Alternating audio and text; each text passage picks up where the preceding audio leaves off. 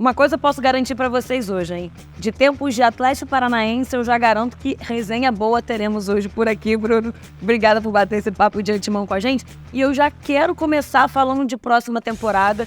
Um momento brilhante que você viveu na sua última temporada e o tanto que você ajudou o Newcastle e conseguiram voltar para a Liga dos Campeões.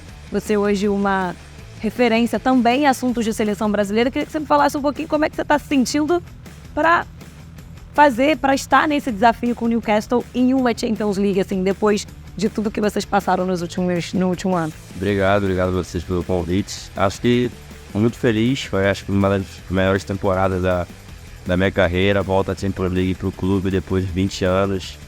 Então é algo sensacional, o nível de seleção brasileira, né, também um ano que eu quero me firmar cada vez mais, né, então vai ser uma temporada que sem dúvida vai ser ainda mais difícil que essa que passou.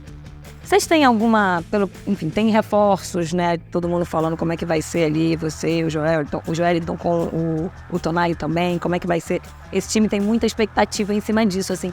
Tem um objetivo já traçado, assim, por diretoria, por comissão?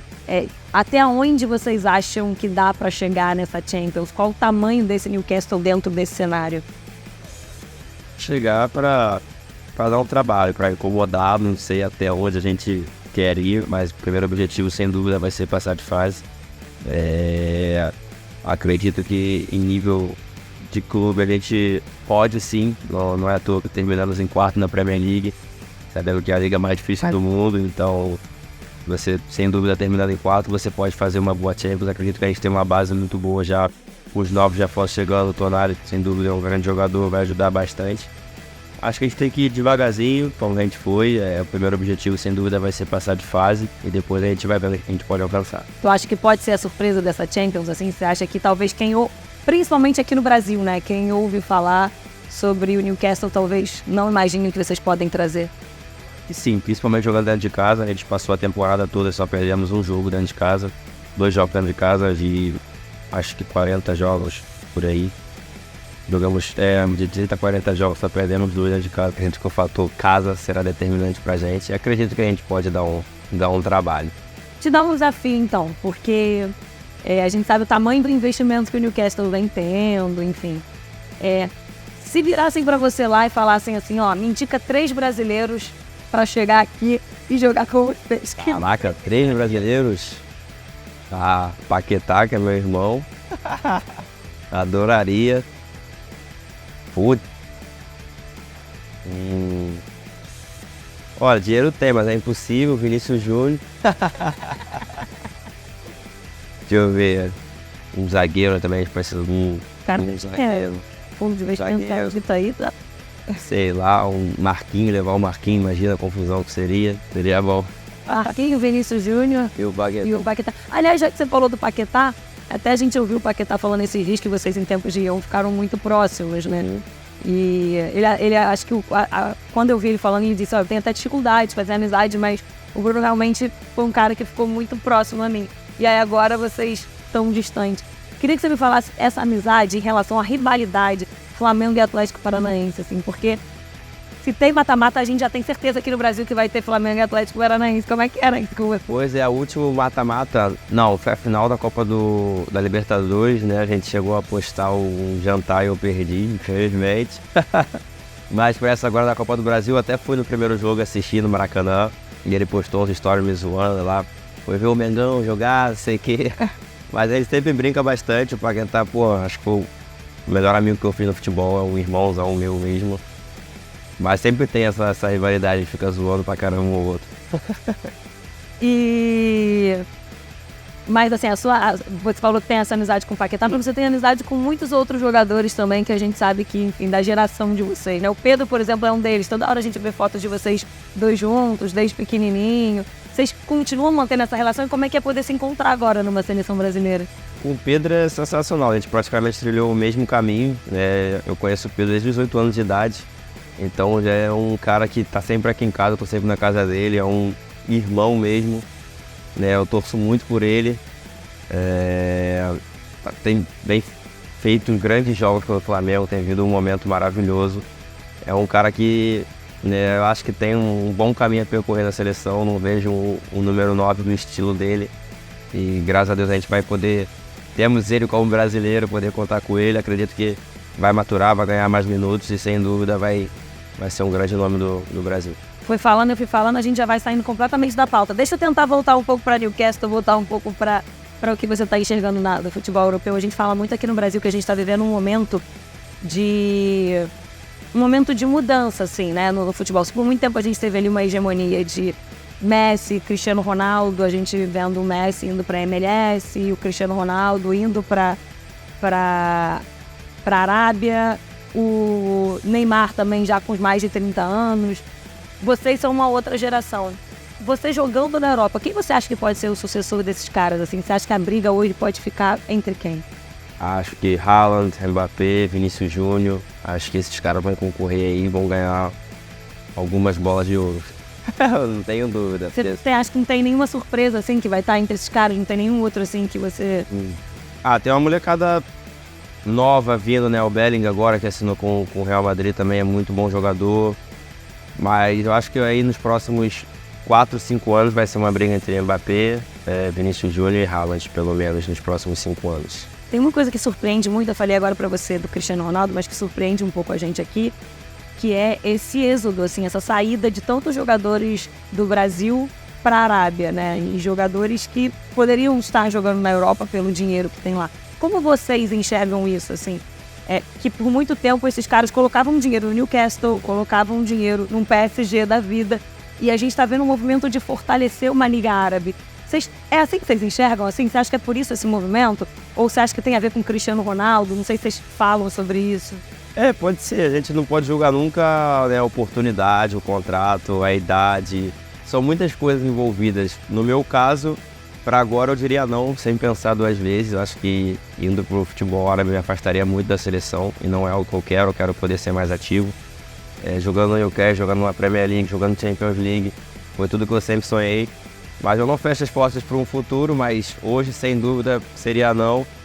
Mas, como eu falei, eu não posso julgar a decisão do outro, é muito difícil, é muita coisa, bastante dinheiro em jogo também. Então fica complicado às vezes falar não.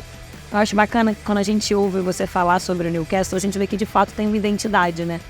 E a identidade, ela é meio que dupla, né? Ela é sua com eles, mas é deles contigo também, né? É muito legal. Eu acho que para eles lá, depois do Alan Shearer, eu sou a segunda melhor contratação que eles já fizeram, então tem um carinho muito grande. Bruno para todo lado, bastante música com meu nome já me sinto, me tratam como um ídolo, acreditar num projeto. Quando eu assinei com o Newcastle era o penúltimo, então fui um dos primeiros a acreditar no novo projeto. E agora indo para Champions, novamente chegamos numa final na temporada passada e perdemos, mas é o começo de uma nova geração. Acho que o Newcastle para o futuro vai dar muito trabalho. Eu acho que é muito bacana, porque eu não sei se você tem essa sensação, mas a minha sensação é meio que um ciclo e uma história se repetindo na sua vida em relação ao Atlético, né? Que quando o tamanho que o Atlético que o Atlético chega com você e você sai, acho que um dos maiores ídolos, né? Pelas conquistas e tal da história do Atlético. E o Newcastle não conquista um título assim de primeira linha, 70 anos, algo assim. Já pensou como seria isso? Nossa, a gente foi pra Champions, a cidade já parou, não imagino se a gente ganhar o título lá. Eu acho que eles vão fazer uma estátua lá pra cada jogador lá, porque tem gente que nasceu, né, e morreu e não viu o Newcastle ser campeão, então eu não consigo imaginar qual é a proporção disso exatamente, mas é o futuro. Os caras estão muito animados, todo jogo é um evento, assim, principalmente em casa. Os caras amam mesmo o clube, tu pode ver o amor, a cidade respira futebol. Então, voltando à Champions, eu acho que vai ser uma surpresa muito boa isso. Mas você enxerga isso, assim, de ciclo? Enxergo. Vem sendo repetido? Enxergo. Quando eu cheguei no Atlético também, o Atlético só tinha um campeonato brasileiro conquistado. E agora a gente já conquistou Sul-Americana, veio novamente Sul-Americana, Copa do Brasil. Então é algo que eu tento me espelhar bastante nessa minha história com o Atlético para levar pro Newcastle. Antes da gente falar de seleção brasileira, já que eu falei rapidamente de Messi e Cristiano Ronaldo, é uma pergunta que a gente costuma fazer com vocês quando vocês, enfim, né, estão jogando na Europa, porque o torcedor curte muito saber. Apesar de ter sido algo que já passou, né, que tá na virada de Messi, Cristiano, a concorrência. Mas pra você já jogou contra os dois, assim. Qual foi mais difícil, por exemplo? Qual que dá mais O Messi dá mais trabalho, talvez, pela posição, mas assim, o cara que você acha... É o melhor, né? Você quer... O melhor, não, acho que pro torcedor que olha jogando, dá pra falar quem é o melhor. Mas jogando contra, assim, né? A sensação de vocês. Talvez qual o mais difícil de marcar, qual o mais difícil de jogar contra? Olha, jogando contra, quem me deu mais trabalho foi o Cristiano Ronaldo. Mas, entre preferência entre os dois, eu prefiro o Messi. Mas jogando contra, a gente jogou com uma Champions Lyon e Juventus. A gente ganhou o primeiro jogo. Mas no segundo eles precisavam ganhar da gente, foi 3-2 ou 2-2, se não me engano, e o Cristiano Ronaldo fez 2 gols, quase acabou com o nosso sonho naquela Champions. Então ele deu mais trabalho que o Messi. Mas são dois jogadores que dispensam comentários, né? São ídolos. Pra você especificamente, você acha que esse jogo do Cristiano Ronaldo, pelo que ele fez, ou algo que você teve na sua posição? Não, por algo que ele fez, o que ele tentou fazer ainda para ajudar a Juventus. Tu via que ele não aceita derrota de jeito nenhum, sabe? É uma mentalidade vencedora, assim, que é algo que eu tento pegar para mim, sabe? O cara, às vezes ele fica bravo se ele perde uma bola, ele reclama, ele tenta, ele briga. Foi algo que realmente marcou bastante o cara. Sim, quando vocês estão jogando com... Aí paga, tu vê um cara que, tipo, o Cristiano Ronaldo já ganhou tudo, ficando pé da vida quando perde um jogo, assim, sabe? Então é algo que tu fala, mano, ganhar é bom, mas se manter ganhando é melhor ainda. E é difícil, né? Manter a mentalidade pra quem já ganhou de tudo um pouco. Eu acho que isso diferencia, né, os grandes jogadores dos jogadores médios, né? Que ganhou uma vez e fala que acho que já tá suficiente. Os diferenciais querem sempre estar no topo. E aí, falando um pouco mais de seleção brasileira, e entrando no assunto de seleção brasileira, acho que a gente vive um momento de renovação. E você é um dos símbolos, assim, dessa renovação, dessa seleção. Mas também uma fase muito complicada de confusão de treinador, quem vai ser treinador, quem não vai ser, de amistosos, a sequência de amistosos. E os últimos amistosos, os resultados e a forma como foi, você estava com a seleção. Você pode falar melhor do que a gente sobre isso. Como é que você vê a seleção nesse momento e como esse contexto impacta dentro de campo? Olha, questão de resultados, a gente veste a camisa do Brasil, então óbvio que a gente sempre fica pressionado para ganhar, mas em questão de amistoso e tudo mais, era um grupo totalmente novo, dirigido por um novo treinador, novos jogadores, pessoas ali que nunca jogaram juntos. Então, para muitos torcedores, o que vai importar é o resultado, mas para a gente era ganhar ritmo, se conhecendo, enfim, já era um amistoso também já no final de temporada, para a gente assim da Europa, mas é óbvio que a camisa da seleção a gente tem que sempre pensar em ganhar. Sobre isso da seleção, a gente está em serviço da CBF, a gente quer ajudar no novo ciclo. Como eu te falei, a gente está cumprindo o que tem que ser cumprido, a gente está lá em serviço da seleção brasileira e pra gente, jogador, vai ser sempre um prazer, todo mundo quer vestir a camisa da seleção, não importa se como foi o Ramon, agora vai ser o Diniz, quem vai ser no futuro, então a gente está lá para vestir a camisa do nosso país, foi tudo que a gente sempre sonhou quando era pequeno. Falando em Fernando Diniz, a própria Edinaldo Rodrigues, do presidente da CBF, a CBF fala sobre o quanto que o coro de vocês foi importante, o quanto que ouvir vocês foi importante para o Diniz ser esse treinador nesse momento. Você já foi, enfim, treinado por ele na sua carreira. Você fez parte disso, né? Eu acredito, assim. Eles perguntaram para vocês, eles ouviram? Não, para mim não, mas eles conversaram com uns 5 líderes, né? Os que já têm mais experiência na CBF. Comigo não foi perguntado nada, mas eu sou um grande fã, um grande admirador do Diniz. Para mim é um cara símbolo, né? Tá renovando o futebol brasileiro aí com o seu jeito de jogar. Um cara que eu admiro bastante e fico muito feliz por ele ter conseguido esse objetivo. Foi um cara que me subiu profissional, então eu tenho uma gratidão por ele muito grande. Eu também sou fã do Diniz, porque a gente trabalha muito junto, assim, no Fluminense, e tem algo que me impressiona muito, é a forma como ele fala sobre como ele trata vocês em relação ao futebol. O que o futebol significa para ele, como ele consegue tirar essas coisas de vocês. Eu acho que é uma coisa que é muito além do futebol, que é muito bacana, que é difícil a gente ver hoje. Mas também traz um questionamento muito grande pra gente de como é isso, como vai ser isso, porque eu acho que esse é um elemento muito fundamental para também as coisas que ele coloca dentro de campo. Numa seleção brasileira que ele só pode ter poucos treinos, assim. Sei que teve muito perto dele, assim. Como você acha que isso pode ser possível, sabe? Olha, eu acho que a gente vê os times que o Diniz trabalhou, assim, Fluminense, Vasco, Atlético Paranaense, São Paulo. Cara, se ele conseguiu fazer esses times jogarem, imagina numa seleção brasileira, com todo respeito, que tem uma qualidade muito maior do que time. Acho que vai dar certo, são jogadores inteligentes. Essa questão do tempo é importante no trabalho dele, porque é uma nova maneira de pensar o futebol, né? Então acredito que vai dar certo. Eu acho que ele é um grande nome para fazer acontecer. É óbvio, tem que ter paciência, não é assim, vai treinar hoje para amanhã tá pronto, mas acho que com esse tempinho que ele vai ter, né, a gente vai treinar bastante, vai se preparar bastante. Se eu conheço bem ele, já estou pronto para se tiver lá, treinar bastante novamente. Mas acredito que vai dar certo. São jogadores ricos em conhecimento também, já viveu bastante coisa no futebol. E eu não conheço um jogador que tenha trabalhado com ele que não goste dele, que não goste do que ele faça, né? Eu acredito que ele é um cara que vai ser importante para ajudar a seleção brasileira. O treino realmente é muito pegado. A gente assiste pouco. Teve um que a gente assistiu recentemente, que eu conto pra todo mundo que eu fiquei de cara. Era assim, 10 segundos os jogadores tinham pra mudança dentro do treino. E era meio general, 10, 9, 8, era uma correria, ninguém nem falava. E parece que esse espírito passa um pouco pros jogadores, que começavam a brigar entre eles, assim, no treino, assim, fica uma coisa... Porque a cobrança é alta, a cobrança é pesada, mas todo mundo ali dentro sabe que é pro bem, né? Então acho que esse estilo dele, o jeito que ele conhece a pessoa, ele vai querer conhecer o jogador e saber da história.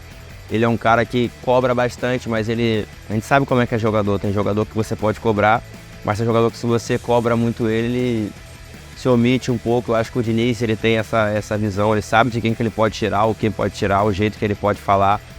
Então acredito que vai ser um cara que vai ser importante para nos erguer com essa confiança, assim. Então, falando de Diniz com o Bruno Guimarães, eu lembro que quando ele foi campeão agora, né, enfim, todo mundo cobra muito dele títulos e tal, você fez uma postagem muito bacana para ele.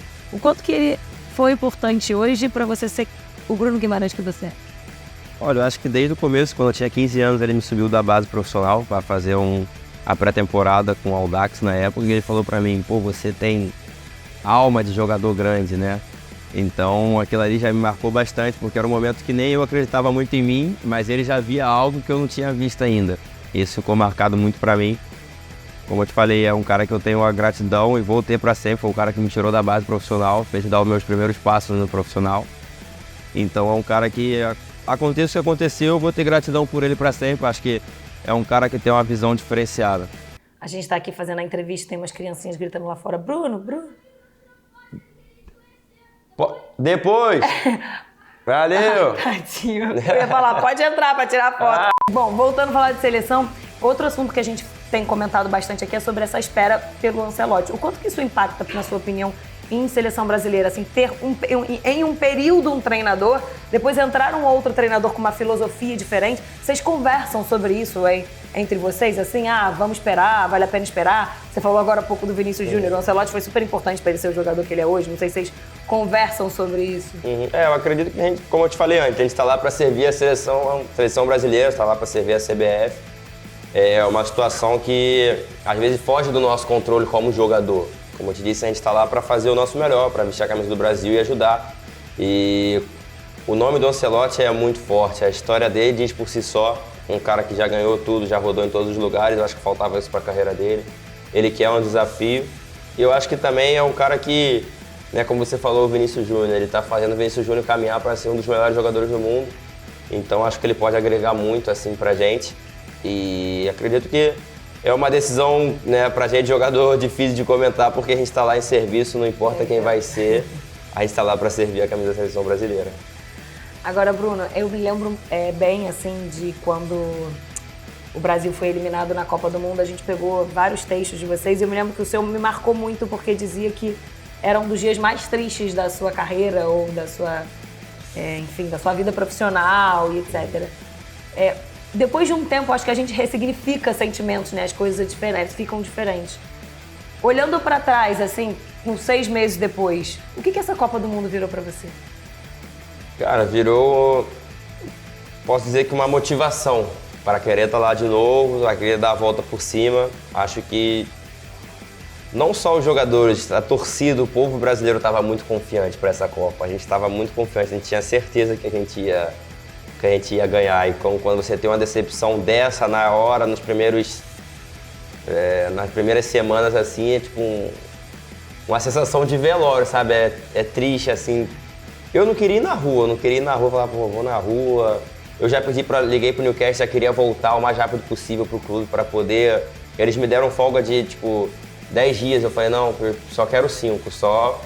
Porque eu queria já passar o pano, né? Passar por cima daquilo, porque foi um momento de tristeza chegando no vestiário. Você vê o Thiago Silva, um cara que é muito experiente. Essa é a imagem que vem na sua cabeça, assim, quando tu pensa nisso? Chorando muito, o próprio Neymar, todos os jogadores. Acho que não teve um ali que não chorou, sabe, com a eliminação, porque pelo tudo que aconteceu no jogo, a gente jogou bem, tinha bastante finalização, faltavam 4 minutos para acabar o jogo, então, e vai para os pênaltis, também tinha confiança que ia ganhar e não vai, então é uma decepção muito grande, é difícil, faltam palavras para dizer. E acho que todo mundo busca muita explicação, né? Porque não só isso, o processo de preparação até ali, todo o processo do Tite, de ter ficado todo o ciclo. Você falou, excesso de expectativa e tal. Você consegue encontrar alguma explicação? Talvez a expectativa era muito grande, talvez isso você faria diferente, pensando assim para 2026. Olha, o que eu posso fazer diferente é jogar mais, ter mais minutagem. Eu quero ser mais ativo nesse ciclo olímpico, apesar de ter bastante convocações, ainda não tenho muitos jogos como titulares, eu quero poder ser titular, quero poder agregar, sei que eu tenho qualidade para isso, mas o que vai me fazer chegar a isso é no clube, então o clube é muito importante e acho que, sendo bem sincero, para chegar nesse momento eu não mudaria nada, acho que a gente chegou bem preparado, a gente ganhou tudo aqui na América do Sul, os jogos amistosos, infelizmente aquela Copa América eu não estava ainda, a gente perdeu para a Argentina. Mas ficou aquele sentimento que a gente fez tudo da melhor maneira e que a gente estava preparado para ganhar a Copa do Mundo. E não aconteceu, foi de uma decepção, sabe, que não tem palavras mesmo. E nesse ciclo, assim, o que você acha que tem que ser feito para dar certo? Olha, você diz meu ou da seleção? Sobre você. Sobre mim, eu acho que se manter bem no clube, vestir mesmo a camisa, assim, jogar de titular, ter mais minutos, que as pessoas que eu possa me adaptar com os jogadores, né? Aconteceu ali que eu joguei poucos jogos com o Neymar, com outros jogadores, como eu não era muito titular. Então acho que eu quero ser mais ativo mesmo, eu quero jogar mais, quero ter mais participações. E sem dúvida você vai ganhando uma confiança a mais. E eu acho que um jogador com confiança, ele pode fazer qualquer coisa dentro de campo. Deixa eu te fazer uma pergunta sobre isso, porque isso é algo que me chama muita atenção na sua personalidade. E desde sempre, assim, desde lá atrás, todas as entrevistas que eu já fiz com você. Que é essa coisa de confiança, mas de atitude também. De chamar a responsabilidade, diríamos assim. No jogador que você é hoje, quantos % tem de sucesso dessa personalidade? Eu diria que uns 80%, 85%. Eu tenho muito isso comigo. A confiança é tudo, né? Quando eu tô com um treinador, que o treinador realmente gosta de mim, por exemplo, lá a gente pegou o Thiago Nunes no Atlético, né? E agora esse do Newcastle também me ama. Então eu consigo fazer coisas que com um treinador que eu não tivesse tanta confiança, eu não arriscaria, tipo um passe, um chute, dar um drible, coisas que são normais dos meus jogos, né? Do meu jogo. Então essa confiança é tudo. Eu sou um cara que eu posso estar errando, posso estar no mau dia, mas eu não vou deixar de tentar. Então, tendo a confiança, errar 2, 3, o treinador fala assim, joga, isso sem dúvida ajuda bastante. Você acha que na sua carreira os sucessos que você teve, os treinadores foram pontos decisivos? Estou dizendo isso porque você fala de um jeito muito bacana do Diniz, você falou agora, citou o Thiago Nunes, agora no Newcastle também, parece que nos seus melhores momentos tem isso. Sim, tem muito disso. Quando você tem a confiança do treinador, eu acho que lá no Newcastle, lá, com a confiança do treinador que eu tenho, eu já sei que eu posso tentar o que eu quiser, que não vai mudar nada o jeito dele pensar sobre mim. Então, acho que a confiança é tudo. E tendo confiança, você torna um jogador ainda melhor. Eu queria falar um pouco de Atlético, porque eu acho muito bacana que você é carioca, você tentou, se eu não me engano, Fluminense, Botafogo, Flamengo muito rapidamente. O Vasco, Flamengo só futebol de salão. O Vasco, apesar de ser seu time de infância, não é o time que você também nem chegou a jogar, né, e tal. E você acabou se identificando muito. Como é que você define essa sua relação com o Atlético? Porque eu acho muito bacana, porque a gente já viu outros jogadores da sua geração não terem essa mesma ligação e terem histórias parecidas, mas não terem a mesma ligação que você tem. E você não só tem essa ligação, como você faz essa defesa, assim, sabe? Como é que você olha a sua história com o Atlético? Como é que você define? E você acha que o Atlético, de certa forma, é um pouco injustiçado? Que as pessoas não olham o Atlético com o tamanho que ele tem? Eu acho que sim, principalmente agora nesses últimos 4, 5 anos que o Atlético vem fazendo. A questão de estrutura do CT, para mim, não tem outro igual no Brasil. Eu acho que acaba sendo um pouco injustiçado, mas isso também vinha pela falta de não ter títulos, né? Como Copa do Brasil, Sul-Americana, não ter muitas participações na Libertadores. Mas agora sabe? tem, né? Agora tem, e então... talvez seja, sei lá, a terceira, quarta força do Brasil há anos, né? Pra mim sim. Eu acho que ninguém quer jogar contra o Atlético Paranaense, porque é um time encardido. Jogar na Arena da Baixada é muito difícil, muito difícil. O time tem um fator casa muito forte. Eu diria que minha relação com o Atlético é tipo um casamento, assim, sabe? A gente se encontrou numa fase que eu precisava muito, né, do Atlético, da confiança. Eu morei no CT durante 2 anos, pô. Eu morei lá, eu vivi lá, eu sei como funciona tudo. Eu amo o clube, sou grato por tudo que eu vivi lá, né? E saí pela porta da frente, saí como um ídolo, né? Até essa saída do Vitor Roque, eu era a maior venda do clube. Então é algo que ficou marcado para mim. É um clube que eu sempre assisto quando eu posso, porque a gente tem a diferença de horário. Mas eu sou muito grato pro Atlético, serei para sempre. Vai estar para sempre no meu coração, o Furacão. E óbvio que a sua carreira é muito nova, tá muito no início ainda, mas, por exemplo, a gente conversou com o Douglas semana passada e ele traça, assim, o que ele pretende fazer da carreira dele. O que você pensa, assim, quando você voltar pro Brasil? Se você pensa em voltar pro Brasil, em que idade? Se tem Atlético ou não? Se você, por exemplo, o Vasco foi seu time de infância. Você tem a vontade, por exemplo, de vestir a camisa do Vasco? Tenho sim um dia, mas óbvio, se um dia eu for voltar, minha primeira escolha é o Atlético. O Atlético vai estar na frente. Só que ao mesmo tempo dá aquele medo de queimar a história que tem, ainda mais aqui no Brasil, que as coisas acontecem muito rápido, né? Sei lá, em 5, em 10, 15 jogos tudo pode mudar, é muito rápido, então às vezes de não querer apagar a história bonita, linda que eu tenho no clube, às vezes dá pra falar, não, já fiz tudo, mas sem dúvida hoje ainda é o primeiro clube que vem na minha cabeça quando eu penso em voltar ao Brasil daqui a uns 10 anos, com 35, 36 anos, é o Atlético. Mas, como eu te falei, né, minha família toda também é vascaína, meu time de infância, cresci em São Cristóvão, São Januário, nasci lá. Então você fica com essa vontade, mas ainda a minha primeira escolha é o Atlético. Eu queria te fazer uma outra pergunta, Bruno, pelo seguinte, seus pais moram aqui, né? Quando eu cheguei aqui, eu olhei, a primeira coisa que eu falei foi, e o táxi? Achei que eu ia chegar e encontrar o táxi num cantinho especial. E aí seu pai me disse que o táxi tá rodando. Uhum. A pessoa com meu primo.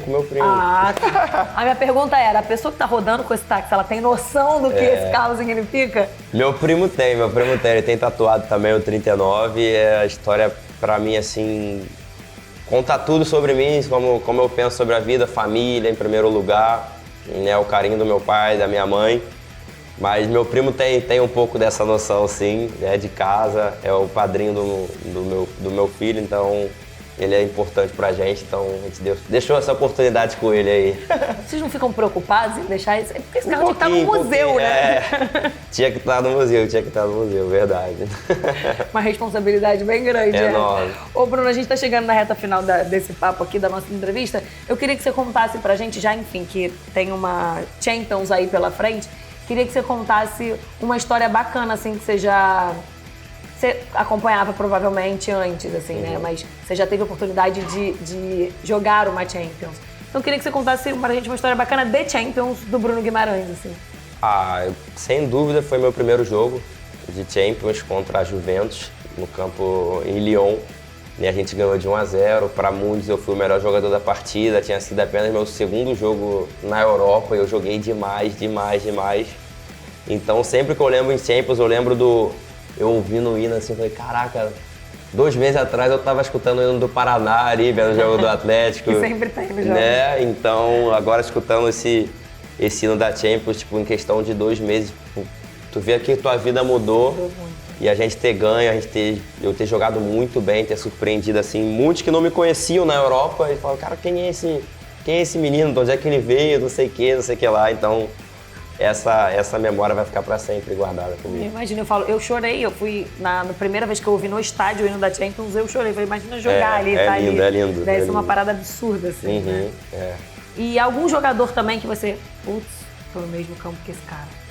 Nesse mesmo jogo era contra a Juve do Cristiano, né? Então, quando eu vi assim, né, eu tava até contando uma situação em outra entrevista que teve uma falta e daí eu fui reclamar, ele tava do lado, eu falei, pô, mas foi sem querer. Ele falou pra mim, pô, mas sem querer também é falta, no estilão dele lá, português, Portugal. E eu falei, ele tem razão, vou falar nada, vou reclamar o quê?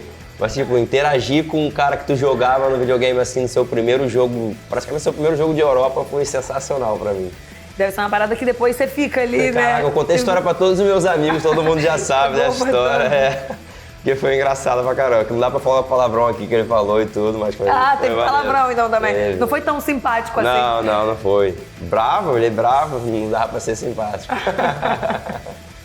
Obrigada, Bruno. Pra gente encerrar então essa entrevista, eu queria que você falasse um pouquinho só dessa expectativa aí. O que você espera então pra essa temporada com o Newcastle? Você vai ter muita musiquinha de Bruno Guimarães sendo cantada na arquibancada.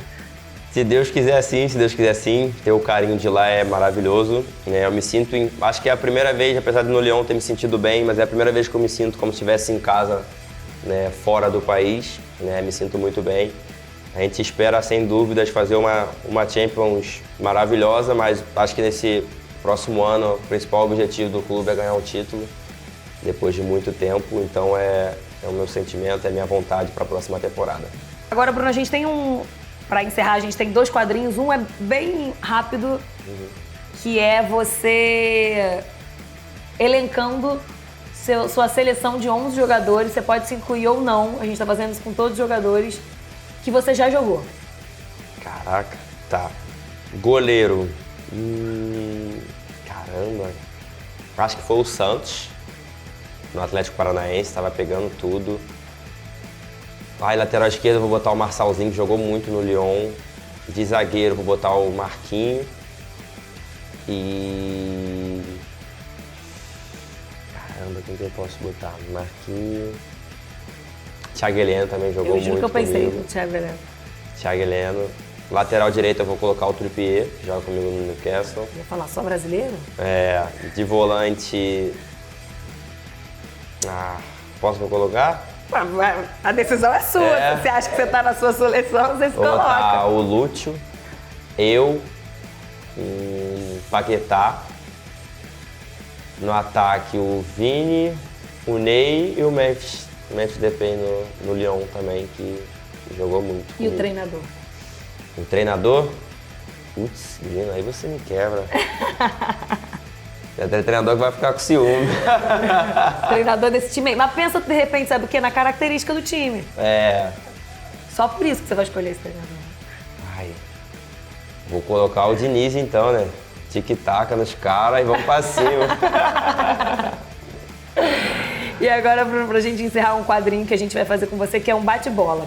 E aí eu vou te perguntando mais sobre jogadores, enfim, referências e tal. Ídolo e inspiração na carreira? Ídolo, Iniesta, minha inspiração foi o Gundogan. Sou fã do Gundogan. Jogador mais resenha que você já jogou junto? Mais resenha? Putz, aí tem muito, caraca. Mas tem aquele cara que só pensou em falar, tu já tá rindo, né? Assim. Tem, sempre tem. Putz, um só vai ser difícil, porque tem o Vini, é muito engraçado. Ele abre a boca, eu já tô rindo. Vamos ficar com o Vini, eu ia falar, escolhe um que você possa falar uma história, porque que ele é o mais resenha, assim. Ai, meu Deus. Mas o Vini, ele é engraçado de tudo. Se ele fala, já tô rindo, porque o jeito que ele fala, o jeito da cara, a encenação é muito E ele já boa. fala rindo também. Ele já fala rindo. Aqui, o jogador mais mala, assim, que você já jogou junto, aquele que pega no pé, sabe? Caraca, mais mala. Ai, meu Deus. Thiago Heleno é mala. Né? É mala, ele é chato Cara, o pra Thiago caramba Heleno, comigo.